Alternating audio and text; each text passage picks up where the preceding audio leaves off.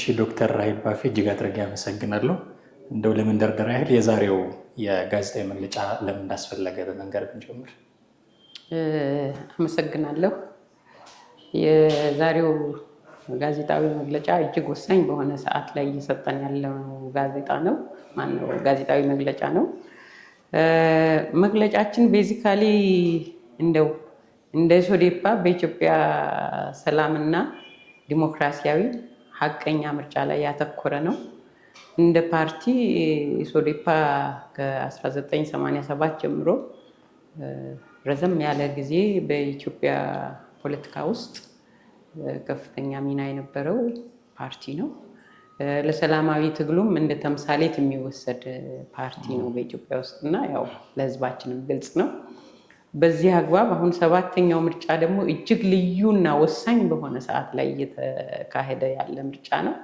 በዚህ አግባብ እንደ ሶዴፓ አሁን ባለችበት የሀገሪቱ ሁኔታ ምንም እንኳን አስቻይ ሁኔታው እጅግ ጠባብ ቢሆንም ትንሿንም ክፍተት መስኮቷን ተጠቅመን ለሀገራችን ሰላምና ደህንነት አትሊስት ለሕዝባችን አማራጭ ሆነን በመቅረብ 7ኛውን ምርጫ በተቻለ መጠን እንደው ሕዝብን ያለ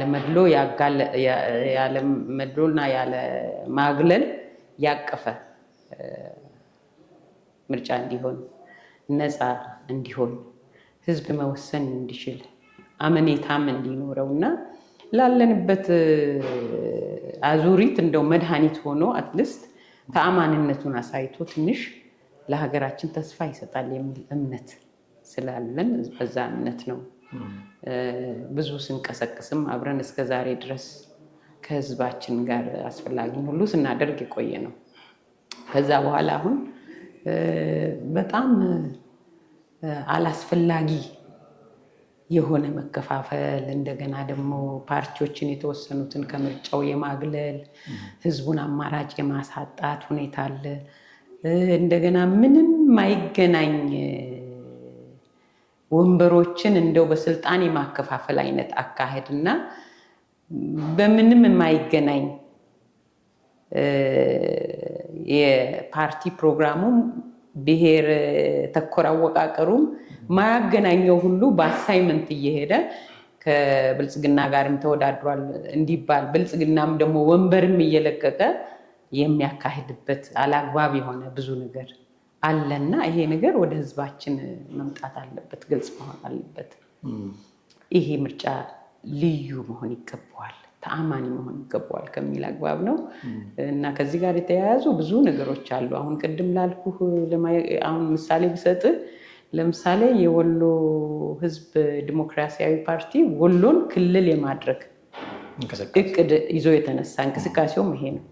ይሄ ፓርቲ ግን ሄዶ የሚመረጠው ጅንካ ደቡብ ኦሞ ላይ፣ ምዕራብ ደቡብ ኢትዮጵያ ላይ፣ ሲዳማ ላይ ወይም ሀረር ሄዶ ሶማሌ ላይ እንደዚህ ነው የሚመረጠው እና ክልሉን ወሎውን አገር አቀፍ አድርጎ እዛ ለማድረስ ነው ወይስ እነዛ አዋሳኝ ናቸውና አብረው ይካለላሉ?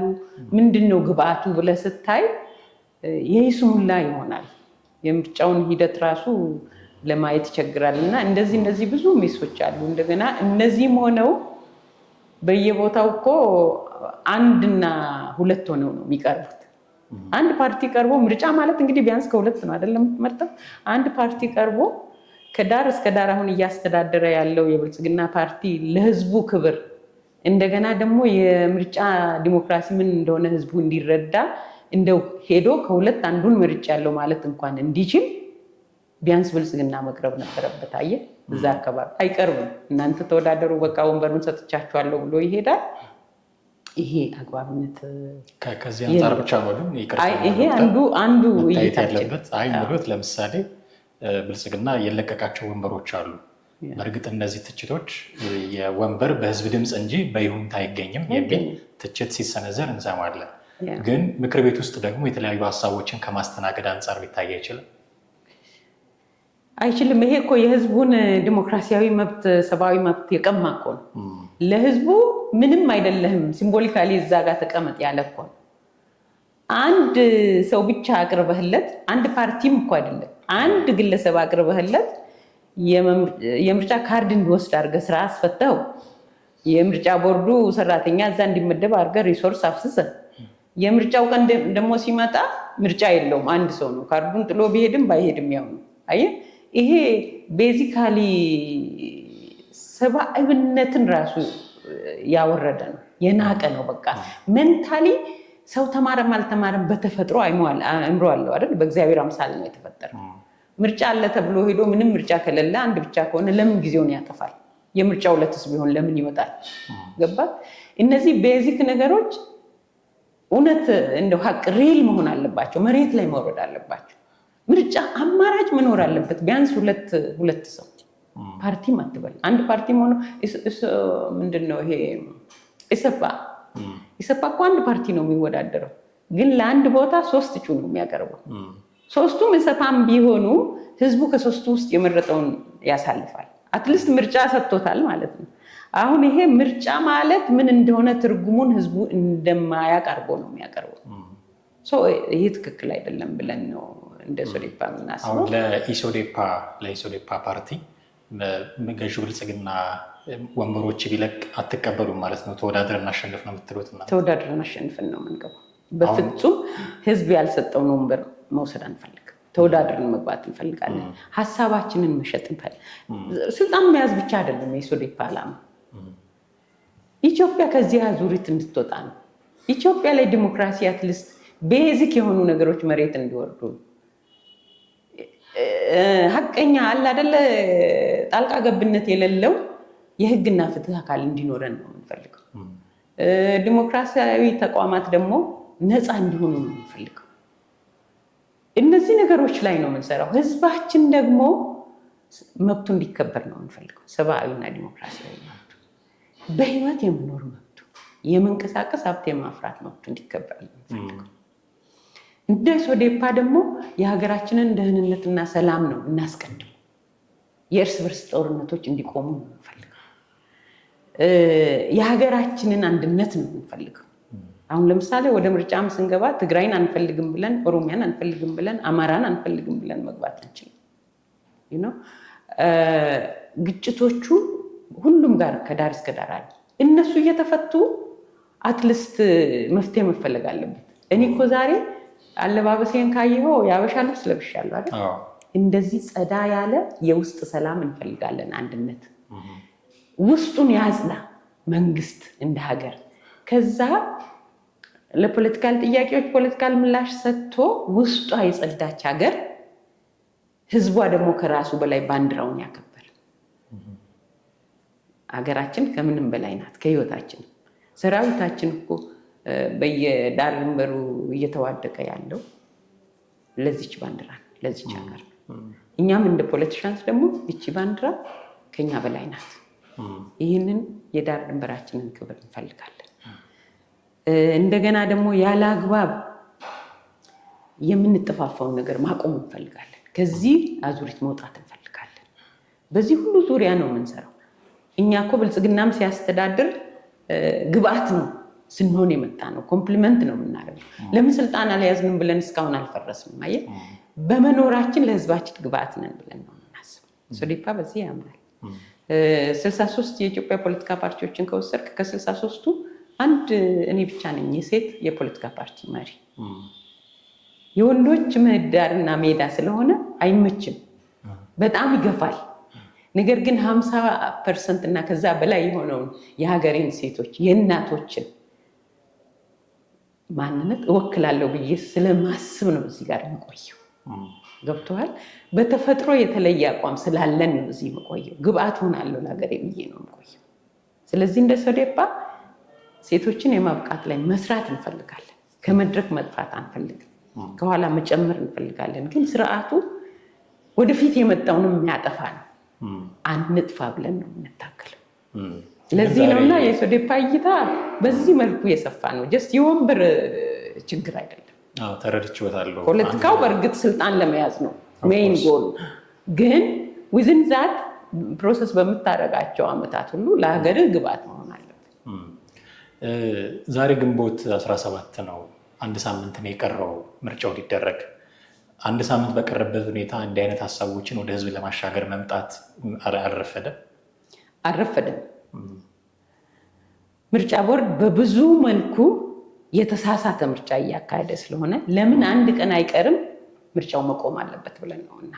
ምርጫ መቼም የዛ ዕለት ብቻ የሚደረግ የድምፅ መስጠት ፕሮሰስ ብቻ አይደለም፣ ረጅም ፕሮሰስ ነው። አይደለም፣ ክርክር አለ፣ ምርጫ ምዝገባ አለ፣ ካርድ መውሰድ አለ። ይህንን ሁሉ ሂደት በትዕግስት አልፋችሁ ምርጫው ድምፅ ሊሰጥ አንድ ሳምንት ብቻ ሲቀር መውጣት አሁንም የረፈደ አይነት ስሜት ይሰማል ብዬ ነው። እኛማ ምርጫ ቦርዱ ገፍቶ ስላስወጣን ነው የምንወጣው እንጂ እኛ መውጣት ፈልገን አይደለም። ከነ ችግሩ እየመጣን ነበር አብረን። ክርክሮችንም አድርገናል፣ ምዝገባውንም ጨርሰናል፣ እጣም አውጥተናል፣ የምርጫ ስነስርዓት ህጉንም ተስማምተን ተፈራርመናል። የቀረን የህዝባችንን ድምፅ መሰብሰብ ብቻ ነው የቀረን። በዛ ሰዓት ነው ምርጫ ቦርድ ውጡ እያለን ያለው። ግን ከየት ነው ውጡ የሚላችሁ? ከመወዳደሪያው ሰንጠረዥ አውጥቻችኋለሁ ነው የሚለው። ያጠፋችሁ ጥፋት እንዳይኖር። ምንም ጥፋት አይኖርም። ጥፋት ማለት የፖለቲካ ፓርቲው እኮ ሳይሆን አሁን ለምርጫ እጩ ከቀረበ በኋላ የእጩ ልዩ መብት አለው። በቃ ምርጫ ቦርድ በወሰደበት ፕሮሰስ ሁሉ ሄዱ። ባይዘወይ ገና ከመነሻው ከእጩ ምዝገባም ጀምሮ ፕሮሰሱ ትክክል አልነበረም። ምርጫ ቦርድ ሄደበት አዋጁን የጣሰ ነበር። የተወዳዳሪ እጩዎች ምዝገባ በየምርጫ ክልሉ ነው በአዋጁ 1162 ህዝባር 2011 የተቀመጠው። ያ አዋጅ ባልተሻረበት ባልተሻሻለበት ምርጫ ቦርድ ምዝገባውን ሰንትራሊ አዲስ አበባ ላይ ማድረጉ ትክክል አይደለም። የህግ ጥሰት አለ።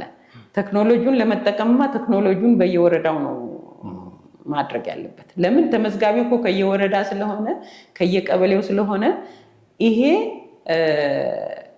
ካልኩሌት ተደርጎ የተቀየሰ እኮ ነው።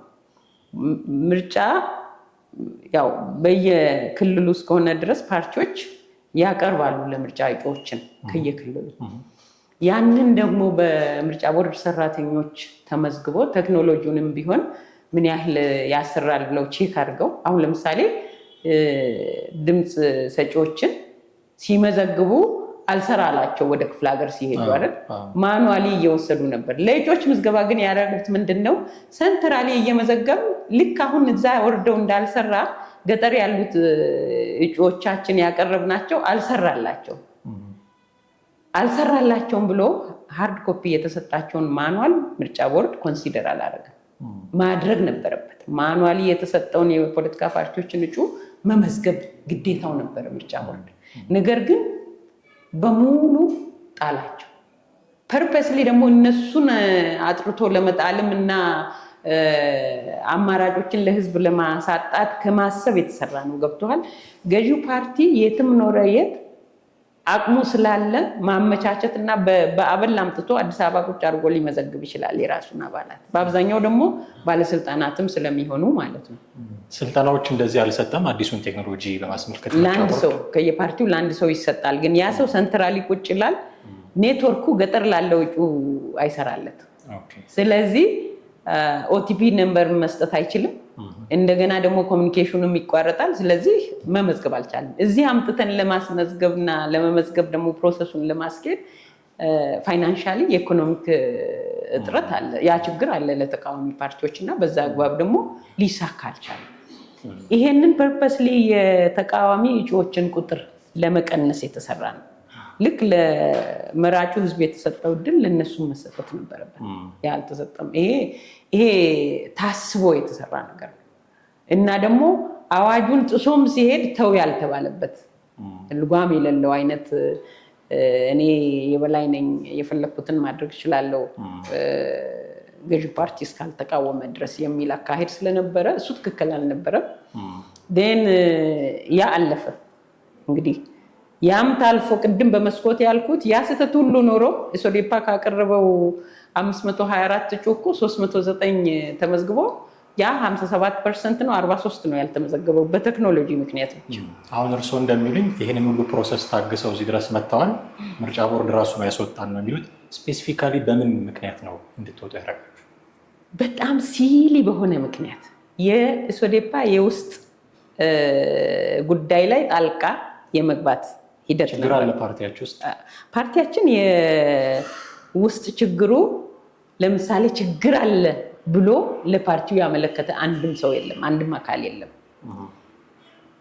ግን የሆነ አንጃ አይነት ሜስ ነገር ከምርጫ ቦርድ ጋር ተቀናጅተው የሰሩት ነገር አለ። የተወሰኑ የፓርቲው አመራር አባላት ማመልከቻ ይጽፋሉ፣ ሰነዶች ያዘጋጃሉ፣ ምርጫ ቦርድ ጋር ይሄዳሉ። ምርጫ ቦርድ ለእኛ ደብዳቤ ይጽፋል፣ እንዲያቅርበዋል ይላል። እንደዚህ ይሄ የውስጥ ጉዳይ ነው፣ ወደ ፓርቲው ይመለስ ብለን እንጽፋለን፣ አይመለስም። ከዛ በኋላ ደግሞ የሆነ ፎርጅድ ማህተም ያወጣሉ። ሊቀመንበር ቁጥጥር ኮሚቴ ነን ምናምን ብለው ራሳቸውን ይሰይማሉ። በዛ ወረቀት ወደ ምርጫ ቦርድ ይሄዳሉ። ማህተም አድርገው ይቀበላል ምርጫ ቦርድ። ግን ሌላ ሰው ሊቀመንበር ነኝ የሚለው ሌላ ሰው ሊቀመንበር ነኝ የሚለውን እኮ ምርጫ ቦርድ ተቀብሎ ያስተናግዳል። ከዛ በኋላ ይሄ ነገር ትክክል አይደለም፣ ይስተካከል። አንደኛ የፓርቲው መተዳደሪያ ደንብ በቦርዱ ነው የሚጸድቀው። ሁለተኛ የፓርቲው ህጋዊ ተወካይ ማን እንደሆነ ይታወቃል በቦርዱ። አይደለም ግለሰቡ ፊርማው ምኑም ኤቭሪቲንግ ሪከርድ ነው፣ ኦልሬዲ ፋይልድ ነው በምርጫ ቦርድ። ያ እየታወቀ ሲሆን እነሱ አቀናጅተው ፈጥረዋልና ፓርቲው ከሰሰ። ይሄ ነገር ትክክል አይደለም፣ ለፖሊስ ሪፖርት አድርገው ወንጀል ስለሆነ ማህተም አስቀርጸው ቲተር አስቀርጸው ለቦርዱም ይጽፋሉ፣ ለባንክ ይጽፋሉ፣ ለሚዲያ ይጽፋሉ። ይሄ ነገር ትክክል አይደለም ብለን ካኒ ኢማጂን ሐምሌ 10 የልደታ ፖሊስ መምሪያ ማስረጃ ስጠኝ ብሎ ለምርጫ ቦርድ ላከ። እነዚህ ሰዎች በዚህ ማህተም ተገልግለዋል ወይ? ደብዳቤ ጽፈዋል ወይ? ስራስ ሰርተው? ሐምሌ 10 ነው ያለኝ። ሐምሌ 10 ያለፈው ዓመት 17። ከዛ በኋላ እስከዚህ እስቲ ሐምሌ ነሐሴ እና አሁን 11 ወር ነው። ለዓመት 1 ወር ቀረው። ምርጫ ቦርድ ራሱ ያዘጋጀው ቲም ስለሆነ እንዴት እነሱ ላይ ማስረጃ ይጽፋል? እስካሁን ማስረጃውን ከልክሎ አለ። ከዛ እኛ ደግሞ ከ5 ወር በኋላ ጥቅምት ውስጥ ማስረጃው ይሰጥ፣ ይሄ ወንጀል ነው እና ይጣራ፣ ለፖሊስ የተጠየቀው ማስረጃ ይሰጥ ብለን ጻፍን እኛ እንደ ፓርቲ። ደብዳቤውን ወስደው ለእኛም መልስ የለም፣ ለፖሊስም መልስ የለም። አይተሃል። ጣልቃ ገብነቱ ቤዚካሊ ፓርቲውን እንደው ማፍረስ አስቦ እንደሆን ምርጫ ቦርድ አላውቅም። ከነዚህ ሰዎች ጋር ሆኖ እየሄደ ነው። የወንጀል ድርጊታቸው እንኳን እንዲጋለጥ አይፈልግም።